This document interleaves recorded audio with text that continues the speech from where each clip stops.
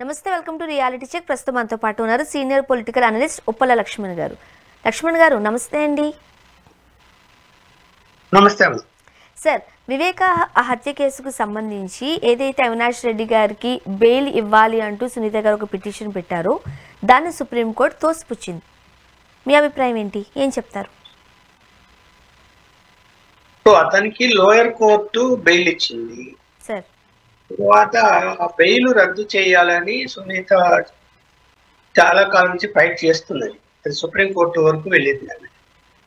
కానీ సుప్రీంకోర్టు విచారణ జరిపిన తర్వాత ఆల్రెడీ బెయిల్ మీద ఉన్నాడు అతను. ఛార్జ్ షీట్ కూడా ఫైల్ చేశారు. మరి ఇంకా ఇన్వెస్టిగేషన్ ఇంకా చేయవలసింది ఏమైనా ఉందా లేదా అన్న దాని మీద కూడా చర్చ జరిగింది. ఒకవేళ అవసరమైతే మళ్ళీ ఇన్వెస్టిగేషన్ అన్నది చేయాలా అవసరం లేదా అనేది దాని కొంత టైం తీసుకుంది సుప్రీంకోర్టు.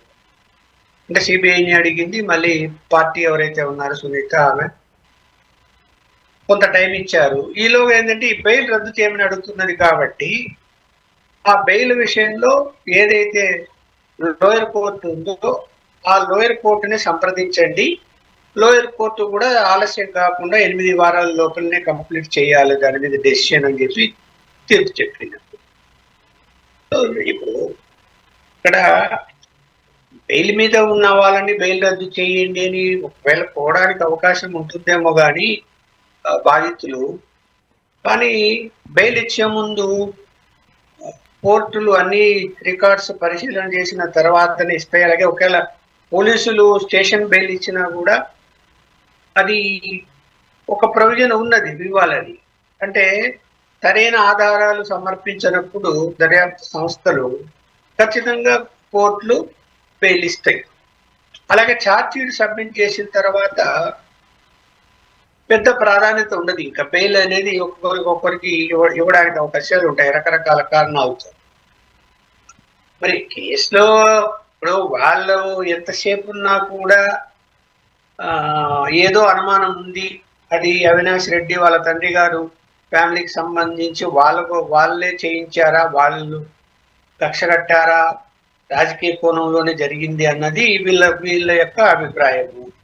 సరే, కూతురుగా ఆమెకు బాధ్యత ఉంది, ఆమె కోర్టులకు వెళ్ళి ఫైట్ చేయొచ్చు, దాన్ని మనమే తప్పట్లేం. కానీ కోర్టులు కూడా చట్టాలన్నీ చూసుకుంటాయి కదా, చూసుకొని దాని ప్రకారం నడుచుకోవాల్సి వస్తుంది తప్ప బాధితులు కోరారు కదా అని మరి ఎంతవరకు చేయగలుగుతుంది కోర్టులు అయినప్పుడు. చూడండి, సుప్రీం కోర్టే మీరు లోయర్ కోర్టు మంచిది. ఇది కాస్త సర్ప్రైజింగ్ గానే చెబుతున్నారు కొంతమంది విశ్లేషకులు. అంటే ఓవరాల్ గా మీకు ఏమనిపిస్తుంది కోర్టులో జరుగుతున్న ఈ తీరుని చూస్తే? అంటే ఇక్కడ బెయిల్ మీద చాలా కాలం నుంచి ఉన్నప్పుడు ఆ బెయిల్ను రద్దు చేయాలా అనే దాని మీద ప్రాపర్ రీజన్స్ ఏమి చెప్పకపోతే, ఇప్పుడు ఏదైనా బెయిల్ మీద బయట ఉండి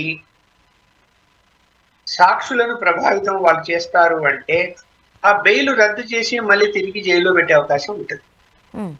ఇక్కడ దాదాపు ఇన్వెస్టిగేషన్ అయిపోయింది, సాక్షులను విచారించారు, ఎవరైతే చంపారో మేమే చంపామని చెప్పారు కేసులో వాళ్ళు అరెస్ట్ అయి ఉన్నారు, కొంతమంది బెయిల్ మీద ఉన్నారు వాళ్ళలో కూడా. సో ఇప్పుడు ఇంక నీకు పెద్దగా ఇక్కడ ఇంకా ఫర్దర్ ఇన్వెస్టిగేషన్ అంటూ డీప్ ఇన్వెస్టిగేషన్ అంటూ పెద్దగా ఏం అక్కడ కనిపించడం లేదు. కాకపోతే ఏంటంటే రాజకీయ కోణంలో ఆలోచించినప్పుడు వాళ్ళ మీద స్ట్రాంగ్ ఎవిడెన్స్తో ఛార్జ్ షీట్ వేయాలి, వాళ్ళు చెబితేనే వీళ్ళు చంపారు అనేటువంటిది రావాలి అన్నది వీరి అభిప్రాయం. బట్ దానికి తగిన ఆధారాలు వాళ్ళకు దొరకనప్పుడు, ఇప్పుడు ఎవరైతే మేము చంపామని చెప్తున్నారో వాళ్ళు ఫలానా వాళ్ళు చెబితే మేము చేశాము అని స్టేట్మెంట్ ఇస్తే గనక అది ఇంకా బలంగా ఉంటుంది. అలాగే బెయిల్ అనేది ప్రతి ఒక్క ముద్దాయిలకి బెయిల్ అనేది వాళ్ళ రైట్ లాగా చట్టంలో ఉంది. ఎంతకాలం నేను జైల్లో ఉండాలి విచారణ జరుగుతుంటే, కాబట్టి నాకు బెయిల్ ఎందుకు ఇవ్వరు అనేది వాళ్ళు కూడా ఫైట్ చేస్తారు. ఎవరి హక్కులు వాళ్ళకు ఉంటాయి. సో ఇప్పుడు దాని ప్రకారం బెయిల్ ఇచ్చారు అనుకోండి, బెయిల్ ఇచ్చారు, బయట ఉన్నాడు. ఇంకా ఫర్దర్ ఏమన్నా ఇందాక నేను చెప్పినట్టంటే సాక్షులను ప్రభావితం చేస్తారు బయట ఉండే అంటే అది వేరే అంశం. ఇక్కడ దాదాపు ఇన్వెస్టిగేషన్ అయిపోయిన తర్వాత ఇంకా ప్రభావితం సాక్షులను విచారించారు, సాక్షులందరి స్టేట్మెంట్ రికార్డ్ చేశారు, అంతా అయిపోయింది. ఇంకా మళ్ళీ కొత్తగా సాక్షుల్ని బెదిరించేదో ఇలాంటి ప్రభావితం చేసేదో నాకైతే ఏం అనిపించలేదు. అట్లా చూడాలి మరి ఏం జరుగుతుంది. సార్, ఇక ఏపీలో యూరియా కొరతకు సంబంధించి రైతులు బయటకు వస్తున్నారు, ఆందోళన చేస్తున్నారు అండ్ ప్రభుత్వం కూడా మాట్లాడుతుంది. యూరియా కొరత ఎందుకు వచ్చింది అంటారు? యూరియా కొరతకు అనేక కారణాలు ఉన్నాయి. ఒకటి, భారీగా వర్షాలు పడటము, పంటల యొక్క విస్తీర్ణం పెరిగింది. ఇప్పుడు వ్యవసాయ శాఖ ఏం చేస్తుందంటే ఒక 6 నెలలు ముందే అంచనా వేస్తుంది, ఏ ఏ పంటలు ఎన్ని ఎకరాల్లో వేయవచ్చు రాబోయే సీజన్లో అనే అంచనా వేసి, ఇదిగో ఇన్ని ఎకరాల పంటలు వేయచ్చు, దానికి ఇంత ఎరువులు అవసరము, ఇంత విత్తనాలు అవసరము, ఇంత పురుగుల మందులు అవసరం అని ఒక అంచనా వేసి దాన్ని సేకరించే ప్రయత్నం చేస్తుంది రాష్ట్ర ప్రభుత్వం. సో ఇప్పుడు ఏమైపోయింది, అనుకోకుండా భారీ వర్షాలు రావటం వలన పుష్కలంగా నీరు లభించడంతో విస్తీర్ణం పెరిగింది. పెరిగినప్పుడు అంటే పంటల విస్తీర్ణం పెరిగినప్పుడు ఇప్పుడు 100 ఎకరాలు ఎగ్జాంపుల్ 100 ఎకరాలు వేస్తారనుకుంటే 150 ఎకరాలు వేస్తున్నారు అనుకోండి, ఆ 50 ఎకరాలు యూరియా ఎక్కడి నుంచి వస్తుంది? మళ్ళీ కొత్తగా వాళ్ళు పంపించాలి. అక్కడ సమస్య ఏమొచ్చింది, అక్కడ కూడా అనేక దేశాల్లో భారీగా వర్షాలు అలాగే సముద్ర అలలు విపరీతంగా ఉండటం వలన స్టీమర్లలో అక్కడి నుంచి ఇతర దేశాల నుంచి మనం దిగుమతి ఎక్కువ 70% దిగుమతి చేసుకుంటాం మనం. ఆ దిగుమతి ఆలస్యమైంది, అవి రాక. ఇప్పుడు వన్ ఇండియా అనే కాన్సెప్ట్ మనకు ఉన్నప్పుడు, అంటే మేక్ ఇన్ ఇండియా అనే కాన్సెప్ట్ మనకు ఉన్నప్పుడు, మేక్ ఇండియా కాన్సెప్ట్ లో యూరియాను ఉత్పత్తి పెంచుకోవాలి అనేది 11 సంవత్సరాల నుంచి పెద్దగా ప్రయత్నాలు చేయలేదు. కేంద్ర ప్రభుత్వం కూడా వైఫల్యం కనిపిస్తుంది అక్కడ. ఈ కేవలం ఇఫ్కో అనే ఒక సంస్థ ఏదైతే ఉందో అది కొంత యూరియా తయారు చేస్తుంది. ఇప్పుడు ఏమి, ప్రైవేట్ రంగంలో ఒక 5 పరిశ్రమలకు పర్మిషన్లు ఇచ్చాము, అవి ఇంకా అండర్ కన్స్ట్రక్షన్ లో ఉన్నాయి. అవి కంప్లీట్ అయితే ఎక్కువ శాతం మనకు యూరియా మన భారతదేశంలోనే మనకు లభిస్తుంది అనేది ఉంది. సో ఈలోగా భారీ వర్షాలు రావడం, విస్తీర్ణం పెరగటం. రెండోది ఏంటంటే వీళ్ళు బ్లాక్ మార్కెటింగ్. ఇప్పుడు 80% సబ్సిడీ ఉంది. ఆశపడుతుడు డీలరు, వాడు ఏం చేస్తాడు, పక్కనే బయట అమ్ముకుంటే వాడు 80% సబ్సిడీ ఉంటే వాడు బయట ఆ బస్తా 1000 రూపాయలు అవుతుంది అనుకోండి, 80% సబ్సిడీ ఉంటుంది. వాడు నేను 1000 రూపాయలు ఇవ్వండి మీకు ఇచ్చేస్తానంటాడు. అంటే మనకి 800 వచ్చాయి. అక్కడ సబ్సిడీ వచ్చి ఇక్కడ ఇది వచ్చాయి, 2 వస్తాయి వానికి. అందువలన దాన్ని అరికట్టడంలో ఎవరి బాధ్యత? రాష్ట్ర ప్రభుత్వాలు. అరికట్టలేని వ్యక్తులకు బ్లాక్ మార్కెటింగ్ విపరీతంగా పెరిగింది, అరికట్టలేకపోయింది రాష్ట్ర ప్రభుత్వం. తెలంగాణలో అలాగే జరిగింది, ఆంధ్రాలో అలాగే జరిగింది. వాళ్ళు డీలర్ డామినేట్ చేస్తున్నారు. ఎందుకు డామినేట్ చేస్తున్నారు? వాళ్ళకు రాజకీయ అండ ఉంది, ప్రత్యేకించి అధికార పార్టీ అండ ఉంటుంది, ఉండే చేయగలుగుతారు బ్లాక్ మార్కెటింగ్. మధ్యలో నష్టపోయింది ఎవరంటే రైతులు. వాళ్ళు గోడుగోడున సబ్సిడీ కాకుండా బ్లాక్ మార్కెట్ లో కొనుక్కునే పరిస్థితి తీసుకొచ్చారు. ఇప్పుడు నేచర్లో జరిగే వాటిని మనం ప్రెడిక్ట్ చేయలేము, అది అందరికీ తెలిసిన విషయాలనే. ఓకే, వర్షాలను అయితే మనం ఆపలేం, కానీ ముందస్తు జాగ్రత్తలు, ముందస్తు చర్యలు, ముందు ఆలోచనలు ఖచ్చితంగా గవర్నమెంట్స్కి ఉండాల్సిన అవసరం ఉంది. అదే సరైన పరిపాలన, మంచి పరిపాలన అని కూడా చెబుతూ ఉంటారు. ఇప్పుడు వర్షాలు పడ్డాయి, విస్తీర్ణం పెరిగింది, పంటలకి యూరియా కొరత ఏర్పడింది. ఇది ఇక్కడున్న ప్రాబ్లం. ఇవన్నీ గవర్నమెంట్ ముందుగానే గమనించాలి కదా. దానికి తగ్గట్టు ఏం చేయాలి, ఏం చేయకూడదు అనే జాగ్రత్తలు గవర్నమెంట్ తీసుకోవాలి. అలా కాకుండా ఈరోజు హ్యాండ్సప్ అనే స్థితిలోకి గవర్నమెంట్ రావడాన్ని మీరు ఎలా చూస్తారు? నేను ఇందాకనే చెప్పింది, ఇక్కడ అంచనా వేయటంలో ముందు అంచనా వేరు, మళ్ళీ దగ్గరకు వచ్చిన తర్వాత ఒక అంచనా వేరు. ఇక్కడ కొంత ప్రభుత్వ పరిపాలనలో నిర్లక్ష్య ధోరణి మనకు కనిపిస్తూ ఉంది. మీరు అన్నట్టు ఏంటంటే ముందుగానే అంచనా ఎందుకు వేయకూడదు, ఈ సంవత్సరం భారీగా వర్షాలు వస్తాయని, దానికి సంబంధించిన సమాచారం తప్పించుకోవాలి, ఎక్స్పెక్ట్ చేయాలి. అది కొంత కొరత, అంటే పరిపాలనలో కొంత మనకు నిర్లక్ష్య ధోరణి కనిపిస్తుంది. దాని వలన కూడా ఈ పరిణామాలు. అన్నిటికీ మించి బ్లాక్ మార్కెటింగ్ ఆపలేకపోయారమ్మా, అది మెయిన్. ఎక్కడ ఉన్నారు విజిలెన్స్ వాళ్ళు? పట్టుకున్నారా ఒకరినన్నా? ఎక్కడ స్టాక్ దాచిపెట్టున్నారో దాన్ని బయటికి తీశారా? తీయలేదు, పట్టుకోలేదు. బ్లాక్ మార్కెటింగ్ జరిగిపోయింది. మరి ఏం చేసినట్టు మరి ప్రభుత్వం? ఇప్పుడు బాధ్యత అంతా కేంద్రాన్ని కాదు కదా, కేంద్రం పంపించేంత వరకే. సరే కేంద్రాన్ని అడుగుతున్నారు, వాళ్ళ పైనుంచి వచ్చే స్టాక్ను బట్టి అరే ఇక్కడ ఇబ్బంది పడుతున్నారు, పంటల దిగుబడి పెరిగింది అని చెప్పి ఆంధ్రాకు తెలంగాణకు ఎక్కువ శాతం కేటాయించారు, మళ్ళీ మనకు వస్తున్నది. అయినప్పటికీ కూడా ఇప్పుడు ధోరణి మార్చారు. ఏమని?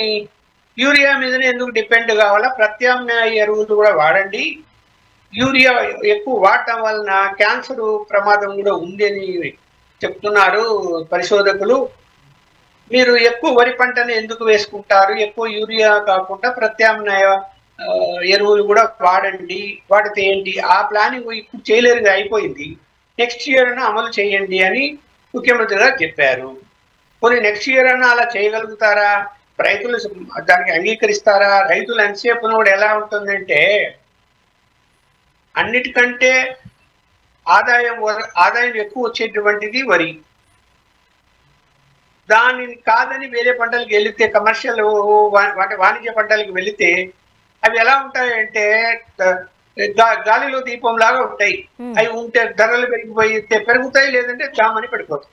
చూసాం కదా ఇవాళ మామిడికాయల ధరలు, టమాటా ధరలు అన్ని పడిపోయి రైతులు రోడ్ల మీద పడేసుకునే పరిస్థితి వచ్చింది కదా. అందువల్ల వరి అయితే అది ఏంటంటే గిట్టుబాటు ధర ఖచ్చితంగా వస్తుంది. దానికి ఎంత పండించినా కూడా అమ్మకాలు జరుగుతాయి, ధాన్యం రేట్లు పడిపోవు. ఎందుకంటే కేంద్రమే కొనుగోలు చేస్తుంది అనమాట. రాష్ట్ర ప్రభుత్వం కొంటుంది, కేంద్రానికి ఇస్తుంది, ఎంతైనా కొంటుంది రాష్ట్ర ప్రభుత్వం. దానికి ఒక గిట్టుబాటు ధర కేంద్రం నిర్ణయిస్తున్నది. సో వాళ్ళకి అష్యూరెన్స్ ఉంది ఎక్కడ ఆ పంటలో, అంటే భయం అనేది ఉండదు. అందువలన ఎక్కువ వేయడానికి ప్రయత్నం చేస్తారు. మరి ఎవరిని తప్పు పట్టాలి మనం? ఇప్పుడు రైతులు ఎలా తప్పు పట్టాలి? వాళ్ళ తక్కువ యూరియా వాడండి అంటే ఇంతవరకు రైతులు ఎక్కువ వాడేశారా? కొంతమంది వాదనది. ఓకే, సో వాళ్ళ విషయం పక్కన పెడితే మీరు తక్కువ వాడండి, ఎంత కావాలో అంతే వాడండి, తక్కువ వాడే వాళ్ళకి మేము ప్రోత్సాహకాలు అందిస్తామన్నాం అని గవర్నమెంట్ ఈ కమెంట్ పాస్ చేయడాన్ని మీరు స్వాగతిస్తారా? కొరత ఏర్పడింది కాబట్టి అవన్నీ మాట్లాడుతూ ఉన్నారు. కొరత లేనప్పుడు అవన్నీ మాట్లాడలేదు కదా గత సంవత్సరం, అంతకుముందు సంవత్సరం. ఇక్కడ యూరియా ఏమైపోయిందంటే, యూరియా చల్లిన తర్వాత భారీ వర్షాల వలన పొలంలో నీరు చేరుకొని ఆ నీరు బయటికి వదులుతారు కదా. మళ్ళీ ఎక్కువ నీరు నిండిపోతే పొలంలో ఆ నీరును మళ్ళీ బయటికి వదులుతారు రైతు. ఆ బయటికి వదిలినప్పుడు ఈ యూరియా అందులోంచి మళ్ళీ వెళ్ళిపోయినప్పుడు మళ్ళీ చల్లాలనుకుంటున్నాడు రైతు. అందువల్ల మళ్ళీ కావాలంటాడు. అది ఇక్కడ అన్నిటికీ మూల కారణం ఏమిటంటే పంట దిగుబడి పెరగడము, భారీ వర్షాలు రావటము, ప్రాపర్గా ప్లానింగ్ లేకపోవటము, రైతులను అలర్ట్ చేయలేకపోవడము. అలా జరుగుతుందని వ్యవసాయ శాఖ తెలీదా? అరే వర్షాలు పడితే పొలం నిండితే యూరియా చల్లితే అందులోంచి వెళ్ళిపోతుంది, మళ్ళీ ఆ నీటిని బయటకు వదులుతారు కాబట్టి వెళ్ళిపోతుందని అని సూచన చేసి చల్లకుండా కొద్ది రోజులు ఆగమని చెప్పడం, ఇవన్నీ చేయాలి. ఎప్పటికప్పుడు సలహాలు ఇవ్వాలి కదా. అలా సలహాలు ఇచ్చినట్టు ఏమి అనిపించడం లేదు. నష్టం జరిగిన తర్వాత సలహాలు ఏమిస్తారు, ఇంకా నష్టం జరిగిపోయిన తర్వాత.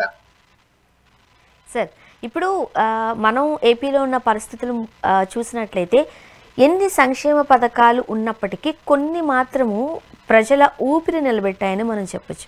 ముఖ్యంగా ఆరోగ్యశ్రీ ద్వారా పేద, మధ్యతరగతి, దిగువ మధ్యతరగతి వాళ్ళు ఈ ఆరోగ్యశ్రీ అనే కార్డు వల్ల హార్ట్ ఆపరేషన్స్ చేయించుకున్న చాలామందిని, వేలాది మందిగా మనం చూడొచ్చు. కుటుంబ పెద్ద దిక్కు మళ్ళీ వాళ్ళ కుటుంబాన్ని నిలబెట్టుకునే పరిస్థితులు మనం చూస్తూ ఉన్నాం. ఆరోగ్యశ్రీకి అంత ఇంపార్టెన్స్ వచ్చి ప్రభుత్వాలు మారినా, పేరులు మార్చుకున్నా దాన్ని కంటిన్యూ చేయడానికి అదే one of the most important రీజన్గా మనం చూస్తూ ఉన్నాం. అలాంటిది ఇప్పుడు ఏపీలో ఆరోగ్యశ్రీ సేవలు బంద్ అయిపోయాయి. ఏమంటారు? ఇప్పుడు ప్రైవేటు హాస్పిటల్స్ ఎప్పుడు కూడా వాళ్ళ యొక్క బిల్లులు పెరిగిపోయినప్పుడు చెల్లించకపోతే వాళ్ళ హాస్పిటల్ మెయింటెనెన్స్ చాలా కష్టమవుతుంది. అందువల్ల ప్రభుత్వం నుంచి బిల్లు రానప్పుడు ఏం చేస్తారు? ఆరోగ్య సేవలు బంద్ చేస్తారంటే అధికారికంగా చెప్పకుండానే నాకు ఆరోగ్యశ్రీ కార్డు ఉంది, నాకు ఆరోగ్యం బాగాలేదు, ప్రైవేట్ ఆసుపత్రికి వెళ్తా. వాళ్ళు ఏం చేస్తారు? లేదండి మా బిల్లులు రావడం లేదు, మేము అడ్మినిస్ట్రేషన్ చేసుకోము అని చెప్పి వాళ్ళు వెనక్కి పంపిస్తారు. లేదంటే కనుక మీరు బిల్లు కట్టండి, మీరు అడ్మిట్ చేసుకుంటాం. పేషెంట్ తీసుకెళ్ళినటువంటి బంధువులు కానీ చుట్టాలు కానీ ఎలా ఆలోచిస్తారు? అరే ఎమర్జెన్సీ ఉంటుంది, హాస్పిటల్ చేర్చకుండా మళ్ళీ ఇంకొక హాస్పిటల్ పోతే వాళ్ళది చెప్తారేమో, కాబట్టి డబ్బులు కట్టేనే చేద్దాము అని చెప్పి డబ్బులు కట్టి ఇచ్చే పరిస్థితి వచ్చింది. ప్రభుత్వం ఎందుకు నిర్లక్ష్యం చేస్తున్నది? ఇప్పుడు ఆర్థిక పరిస్థితి బాగలేదు, అంగీకరిస్తాము, అందరికీ తెలిసిన విషయమే. మరి అనేక వాటికి మీరు దుబారా ఖర్చు పెడుతున్నారు కదా ఇప్పటికి కూడా. అదమ్మంటే ఢిల్లీకి హెలికాప్టర్లు, అదమ్మంటే హైదరాబాద్కి హెలికాప్టర్లు, ప్రైవేటు విమానాలు తిరుగుతున్నారు కదా. ఏమైనా దుబారా తగ్గించారా మీరేమన్నా? ఏం తగ్గించలేదే. అసలు ముందు ఆరోగ్యానికి అలాగే విద్యకు అత్యంత ప్రాధాన్యత ఇవ్వాలి ప్రభుత్వం అంటే. మీరు ఎందుకు బిల్లులు చెల్లించలేదు? అది ఆ అమౌంట్ ఏమైనా పెద్ద అమౌంటా ప్రభుత్వానికి? చెల్లించి ఉంటే గనక ఆ సమస్య వచ్చేది కాదు కదా. వాళ్ళ హాస్పిటల్ వాళ్ళు నిర్ణయం తీసుకునే వాళ్ళు కాదు కదా. పోనీ వాళ్ళు కన్విన్స్ చేసినారా? ఇంకో కొంత పర్సెంటేజ్ ఇప్పుడు ఇస్తాము, మళ్ళీ తర్వాత ఇన్ని రోజులు మళ్ళీ ఇస్తామని కమిట్మెంట్ అవుతున్నారు, కావటం లేదు, అసలు పలకటం లేదు. అందువలన ఈ పరిణామాలు ఏర్పడ్డాయి. ఇప్పుడు జనం తిట్టుకోరా ఇప్పుడు? మరి ఆరోగ్యశ్రీ అని ధైర్యంగా ఉంటారు. చిన్న చిన్న జబ్బులు అంటే ఓకే, కొంత చిన్న డబ్బు కాబట్టి కట్టుకుంటారు, హాస్పిటల్ పోతారు, వస్తారు, జ్వరము ఇట్లాంటివి వచ్చినప్పుడు. మరి పెద్ద పెద్ద జబ్బులు వచ్చినప్పుడు క్యాన్సరు లేకపోతే హార్ట్ ప్రాబ్లమ్స్ ఇవన్నీ వచ్చాయనుకోండి, బ్రెయిన్ ప్రాబ్లమ్స్ ఇలాంటివన్నీ పెద్ద పెద్ద వచ్చినప్పుడు ఎలా తట్టుకోగలుగుతారు పేద వర్గాల వాళ్ళు? ఆరోగ్యశ్రీ అనే ధైర్యం ఒకప్పుడు ఉండేది కదా. ఎన్ని లక్షల బిల్లు అయినా కూడా ప్రభుత్వం చెల్లించేది. ₹1 ఖర్చు లేకుండా హాస్పిటల్ అడ్మిట్ అయిపోయి ట్రీట్మెంట్ తీసుకొని ఇంటికి పోయేవాళ్ళు కదా. ఇవాళ మన డబ్బులు పెట్టుకోవాలి అంట, వాళ్ళు అడ్మిట్ చేసుకోవడం లేదు అని భయపడే పరిస్థితి వచ్చింది కదా. మరి ఏదైనా డబ్బులు వస్తే భయపడే పరిస్థితి వచ్చింది పబ్లిక్. ఇప్పుడు 2,500 కోట్లు బకాయిలు ఉన్నాయి, అవి చెల్లిస్తేనే అంటూ ఖరాఖండిగా చెబుతున్నాయి హాస్పిటల్స్. ఇప్పుడు ఈ క్షణానికి ఎవరైనా ఒక పేదవాళ్ళకి గుండెకి సంబంధించిన జబ్బు వచ్చింది, తక్షణమే ఆపరేషన్ చేయాలి, ఆరోగ్యశ్రీ పనిచేయట్లేదు. మరి ఆ ప్రాణం గాల్లో కలిసిపోయినట్టేగా, ఆ కుటుంబం రోడ్డును పడ్డట్టేగా. ఏంటి సమాధానం మరి? వాళ్ళు అడ్మిట్ చేసుకోవటం లేదు. ఎవరైనా అలా చనిపోతే ఆ పాపం ప్రభుత్వాంతే కదా. ఎవరికి పేదవాళ్ళు ఎక్కడి నుంచి చేస్తారు? అప్పటికప్పుడు వారే ఉన్నటువంటి ₹1,00,000 కట్టి అడ్మిట్ చేసుకుంటారు. పెద్ద పెద్ద జబ్బులు అయితే 2,000 కట్టి అడ్మిట్ చేసుకోవాలంటారు. వాళ్ళ దగ్గర 5,000 కూడా ఉండదు. ఏం చేస్తారు? ఎక్కడికి పోతారు? ప్రభుత్వ ఆసుపత్రికి పోవాలా? ప్రభుత్వ ఆసుపత్రులు అన్ని వసతులు ఉంటున్నాయా? పోనీ దగ్గరలో ఉంటాయా? ఉండవు. ఒక చోట ఉంటే ఒక చోట ఉండవు. కొన్ని జిల్లాల్లో పెద్ద పెద్ద హాస్పిటల్లో అన్ని ఫెసిలిటీస్ లేవు. ఏం చేస్తారు? మళ్ళీ అదమ్మంటే హైదరాబాద్కు రావాలి, లేదంటే విజయవాడకు పోవాలి, లేకుంటే మెడ్రాస్ పోవాలి. పెద్ద పెద్ద జబ్బులు వస్తుంది. ఇది కదా పరిస్థితి. ఇక్కడ ఆరోగ్యశ్రీ ఏంటంటే హైదరాబాద్కి వచ్చి ట్రీట్మెంట్ చేసుకున్నా, చెన్నైకి పోయి ట్రీట్మెంట్ చేసుకున్నా, ఆంధ్రప్రదేశ్లో ట్రీట్మెంట్ చేసుకున్నా కూడా చెల్లించేదానికి దాంట్లో ప్రొవిజన్ ఉంది. ఎక్కడికైనా పోవచ్చు, జబ్బును బట్టి రెఫర్ చేస్తారు డాక్టర్. ఇక్కడ ఈ ఫెసిలిటీస్ లేవు, మీరు ఫలానా హాస్పిటల్కి వెళ్ళి అడ్మిట్ కాండి అని. సో అక్కడ అడ్మిట్ అయినా కూడా పే చేయాలి. అందులో హాస్పిటల్స్ లిస్ట్ కూడా ఉంది. విజయవాడలో ఇప్పుడు హైదరాబాద్లో ఏ హాస్పిటల్స్ ఆరోగ్యశ్రీ వర్తిస్తాయి ఆంధ్రప్రదేశ్వి ఇక్కడ లిస్ట్ ఉంది. ఇక్కడ ఆ హాస్పిటల్కి వెళ్ళి జాయిన్ కావచ్చు. అలాగే చెన్నైలో కూడా లిస్ట్ ఉంది, అక్కడ పోయి జాయిన్ కావచ్చు. ఇంకా ఆంధ్రప్రదేశ్లో కూడా లిస్ట్ ఉంది. విజయవాడలో, విశాఖపట్నం అన్ని చోట్ల కూడా ఎక్కడెక్కడ అనే లిస్ట్ ఉంది. దాంట్లో పోయి జాయిన్ కావచ్చు. ఇప్పుడు నీకు ఇక్కడ బిల్లులే చెల్లించితే మొత్తం ఆపేసి కూర్చున్నారు వాళ్ళు. కూర్చున్నప్పుడు చేసేది మనం సార్. అండ్ మరో పక్క ఇంతవరకు మనం చూసాము, ఈ పేదవాళ్ళు, దళితులు ఈ ఫీజు రియంబర్స్మెంట్ ద్వారాను, లేకపోతే ప్రభుత్వం ఇచ్చే ప్రోత్సాహాల ద్వారానో, పథకాల ద్వారానో చాలామంది అంటే పేదవాళ్ళు, ఫీజులు కట్టలేని వాళ్ళు, బాగా చదివే పిల్లలు డాక్టర్లు అయ్యి ప్రజాసేవ చేస్తున్న వాళ్ళని మనం చూసాం. ఇప్పుడు మెడికల్ కాలేజీల ప్రైవేటైజేషన్ అంటూ పీపీపీ విధానం ఉంటే అకౌంటబిలిటీ ఉంటుంది అని స్వయంగా ముఖ్యమంత్రి నారా చంద్రబాబు నాయుడు గారే చెప్పడం వలన పేద విద్యార్థులు, దళితులు వాళ్ళు చదువుకునే హక్కును కోల్పోయే అవకాశాలు ఉన్నాయి. ఎందుకంటే మనం నిన్న కాక మొన్న దాంట్లో కూడా చూసాం, మినిమం సీట్ వచ్చేసి 57 లేకపోతే 50 కోట్ల వరకు దాని ధర పలుకుతోంది అని. దాన్ని ధర అనొచ్చు అంటున్నారు కొంతమంది. కాబట్టి ఆ మాట నేను మీ దగ్గర వాడాను. ఎలా చూడాలి మరి? ఇప్పుడు పిల్లలు ఎలా చదువుకుంటారు? చదువుకోవాలా, చదువుకోవాలా? అంత డబ్బు ఖర్చు అవుతుందని నాకైతే సమాచారం లేదు. మామూలుగా డొనేషన్స్ అంటే 1 కోటి, 2 కోట్లు, 3 కోట్లు అట్లా తీసుకుంటారు. అలాగే 4-5 సంవత్సరాలు చదివినందుకు కొంత ఖర్చు అవుతుంది. అంత 50-60 కోట్లు అలాంటి అంత పెద్ద పరిస్థితి లేదని నేను అనుకుంటున్నాను. ఏది ఏమైనా కూడా ఇప్పుడు పీపీ ప్రైవేట్ సెక్టర్ కూడా అందులో చేర్చడం వల్ల ఏమైపోతుందంటే ఖర్చు పెరిగిపోయే అవకాశాలు ఉంటాయి. ఎందుకంటే ఏ కంపెనీ అయినా కూడా లాభం లేకుండా వస్తుంది ప్రభుత్వం దగ్గరికి. పెట్టుబడి పెట్టడానికి వాళ్ళు వస్తారు, పెట్టుబడి పెడతారు. వాళ్ళకి లాభం లేకుండా ఉత్త పెట్టుబడి ఎందుకు పెడతారు? పెట్టారు కదా. అట్లాంటప్పుడు ఏం చేస్తారు? ఇవి కూడా కూటమి నాయకుల బినామీలకే ఈ కాలేజెస్ కేటాయించారు అనేది కూడా ప్రధానంగా వినపడుతున్న వార్త అండి. అవన్నీ కదా చూడమ్మా, ప్రైవేట్ సెక్టర్ ఇన్వైట్ చేసినప్పుడు, భాగస్వామ్యం కల్పించినప్పుడు రాజకీయ నాయకులకు సంబంధం లేని వాళ్ళు ఉంటారని మనం ఎందుకోవాలా? ఖచ్చితంగా రాజకీయాలుగా ఇప్పుడు అనేక కంపెనీలు ఇవాళ రాజకీయ నాయకులకు ఉన్నాయి. రకరకాల కంపెనీలు, కన్స్ట్రక్షన్ కంపెనీల దగ్గర నుంచి రియల్ ఎస్టేట్ కంపెనీలు అవన్నీ ఉన్నాయి. విద్యారంగంలో కూడా రాజకీయ నాయకులకు సంబంధించిన కాలేజీలు, ఇన్స్టిట్యూషన్లు బోలెడు ఉన్నాయి. ఉన్నప్పుడు ప్రైవేట్ భాగస్వామ్యాన్ని తీసుకున్నప్పుడు వాళ్ళకి వచ్చి తీరుతారు, మేము ఇన్వెస్ట్మెంట్ పెడతామని. వాళ్ళు వచ్చి తిన్నప్పుడు వాళ్ళు ఏం చేస్తారు? వాళ్ళకి గిట్టుబాటు కావాలి కాబట్టి ఫీజు ఇంతే ఉండాలా, లేకపోతే మేము కష్టమవుతుంది మాకు అంటాడు. వీళ్ళు కంట్రోల్ ఉంటారు. అప్పుడు ప్రభుత్వ కంట్రోల్ వాళ్ళ కంట్రోల్లోకి వెళ్ళిపోతుంది. నిర్వహణ ప్రభుత్వం చేయదు, అప్పుడు ప్రైవేట్ వాళ్ళు చేస్తారు. అన్ని రకాల ఫీజులు, రకరకాల బాధలు, అంటే ఫీజులు బాధలు చేస్తాడు. బస్సు ఫీజులు, లేకపోతే హాస్టల్ ఫీజులని, లేకపోతే లైబ్రరీ ఫీజు అంటాడు, ఆ ఫీజు ఈ ఫీజు అని చెప్పి బోర్డు చార్ట్ ఇచ్చేసి ఇది కట్టండి అంటారు. కట్టక ఏం చేస్తారు? అలాగే డొనేషన్లు, ఇప్పుడు మేనేజ్మెంట్ కోటాలు చెప్పలేం. మీరు అన్నట్టు 50 కోట్లని ఎవరంటే ఏమో ఎవరైనా బాగా డబ్బునోళ్ళు 50 కోట్లని ఇచ్చి వేరే మా పిల్లలు చదివి తీరాలని చేస్తారేమో అని తెలీదు. ఏం చెప్పలేము, ఎంతైనా పలకొచ్చు అంటారా, వాళ్ళ డిమాండ్ని బట్టి ఉంటుంది. మన కళ్ళ ముందర మన ఊళ్ళో ఇక్కడ చదువుకోవాలని అనుకుంటారు. ఎక్కడో సీట్ వస్తే ఎక్కడో చదివించడం ఎందుకు అని. ఈ డబ్బు విలువ లేకుండా అయిపోయింది ఈ కాలంలో. దాన్ని ఎన్కరేజ్ చేసుకుంటున్నారు. ఇప్పుడు ప్రభుత్వ పరంగా నిర్వహించడం వేరు, ప్రైవేట్ భాగస్వామ్యాన్ని కలుపుకోవటం వేరు. అయితే ఏంటంటే ప్రైవేట్ ప్రభుత్వ పరంగా నిర్వహిస్తే ఏమవుతుందంటే మధ్యతరగతి, పేద తరగతి వాళ్ళు కాలేజ్ అంటే మేనేజ్మెంట్ సీట్లు వస్తే ఇబ్బంది పడకుండా చదువుకోగలుగుతారు, పెద్దగా ఆర్థిక భారం మీద పడకుండా. కానీ ఇప్పుడు మరి ప్రైవేట్ భాగస్వామ్యం ఎంటర్ అయిన తర్వాత మరి వాళ్ళు ఏమి రేపొద్దున నిర్ణయాలు తీసుకుంటారో, ఏమి ఫీజులు పెంచుతారో, ఏం కఠినమైన నిర్ణయాలు తీసుకుంటారో తెలీదు.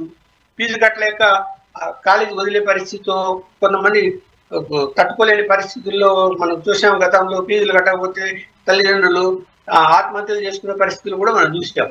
అందువల్ల ఏం జరుగుతుంది అని చెప్పలేము. మరి ప్రభుత్వం ఏంటి, ప్రభుత్వ పరంగా నిర్వహించడానికి ఆర్థిక స్తోమత లేదు. అలాగే ప్రభుత్వ పరంగా కంటే ప్రైవేట్ పరంగా అయితే నాణ్యత బాగుంటుంది. ప్రభుత్వం అంటే నిర్లక్ష్య ధోరణి ఉంటుంది, డాక్టర్లకు కానీ స్టాఫ్కి కానీ అని వాళ్ళ ఉద్దేశం. అలా చెప్తున్నారు. ప్రైవేట్ రంగం అయితే అలా ఉండదు, భయం ఉంటుంది అని. మరి చూడాలి ఏం జరుగుతుంది అని. సార్, ఇప్పుడు సొంతిల్లు అనేది ప్రతి ఒక్కరికి ఒక కళ. అది కళగా ఉండిపోకూడదు, మేమున్నామంటూ గవర్నమెంట్స్ ముందుకొచ్చి ఇళ్ల స్థలాల కేటాయింపు చేయడం మనం చూసాం. అందులో చట్ట ప్రకారమే అది ఉంది. కాకపోతే ఏంటంటే నోటీస్ ఇచ్చి అసలు ఎందుకు కట్టుకోవడం లేదు అనేది వాళ్ళకి సమయం ఇచ్చి అవకాశం కొంత ఇవ్వాలి కదా, ఇచ్చి చేయొచ్చు. అంటే వేరే వాళ్ళకి కేటాయించు. సరే, వేరే వాళ్ళకి కేటాయించినా వాళ్ళకైనా దూరమే అక్కడ కట్టుకుంటారా? ఇది కదా పరిస్థితి ఇప్పుడు. అలాగే చాలా చోట్ల నిర్మాణాలు జరిగి కూడా గత ప్రభుత్వం కొంత ఖర్చు పెట్టి నిర్మాణాలు చేసి వాటిని కంప్లీట్ చేసి ఇప్పుడు వచ్చిన ప్రభుత్వం, కూటమి ప్రభుత్వము 14 నెలలు దాటిపోయింది. వాటిని కంప్లీట్ చేసి బెనిఫిట్ అంటే లబ్ధిదారులకు హ్యాండ్ ఓవర్ చేస్తున్నారా? చేయటం లేదు. అది కంప్లీట్ చేయడం లేదు. అంటే వాడికి నిధులు కేటాయించడం లేదు. ఎట్లుండేది అట్లే ఉన్నాయి. అవి అలాగే ఉంటే పాడైపోతాయి కదా. ఇప్పుడు మెయింటైన్ చేస్తే ఉంటాయి, అందులో చేరి ఇల్లు మెయింటైన్ చేసుకుంటూ ఉంటే భద్రంగా ఉంటాయి. లేకపోతే ఏమైంది, ఇటుకలు ఎత్తకపోతారు, డోర్లు ఎత్తకపోతారు, అవసరమైతే ఇటుకలు కూడా ఎత్తకపోతారు, గూడలు కూడా పాల్గొంటే ఆ ఇటుకలు కూడా ఎత్తకపోతారు. అలా జరుగుతున్నాయి. మరి ఏం చేయాలా? ఈ ప్రభుత్వము నిర్లక్ష్య ధోరణి అన్నది హౌసింగ్ స్కీమ్ లో కూడా బాగా కనిపిస్తున్నది. చాలా ఇల్లు అండర్ కన్స్ట్రక్షన్ లో ఉన్న వాటిని పూర్తి చేయడం లేదు. ముందు అది ఆలోచించాలి. అలాగే ఇళ్ళ పట్టాలు ఇచ్చినటువంటి వాళ్ళకి వాళ్ళు నిజంగా పేదవాళ్ళ కట్టుకోలేని పరిస్థితి ఉంది అని వాళ్ళను తో మాట్లాడి ఒకవేళ వాళ్ళు కట్టుకుంటామంటే అవకాశం ఇవ్వాలి, అంటే పొడిగించాలి. అంతే తప్ప రద్దు చేసేస్తాము అంటే మరి వాళ్ళు కేటాయించిన తర్వాత రద్దు చేసి వేరే వాళ్ళకి ఇవ్వండి అని నిర్ణయం తీసుకుంటే అది కొంచెం తిరుగుబాటు కూడా వస్తుంది. ఎంతో కాలం నుంచి ఇప్పుడు అనేక ఇబ్బందులు ఉంటాయి. స్థలం కేటాయిస్తే ఇల్లు కట్టుకుంటే మరి వాళ్ళకి డబ్బుగా వాళ్ళు కట్టాల్సిన డబ్బు 5,000 10,000 కట్టాలనుకోండి, ఎక్కడి నుంచి తీసుకొస్తారు దాన్ని? సమయం అనేది వాళ్ళకి ఇవ్వాలని నేను అంటున్నాను. సార్ చూద్దాం సార్ ఏం జరగబోతుందో. థ్యాంక్ యూ సో మచ్ అండి, మీ అభిప్రాయాలు పంచుకున్నారు. Thank you very much sir. ఇది వాళ్ళ రియాలిటీ చెక్. Stay tuned.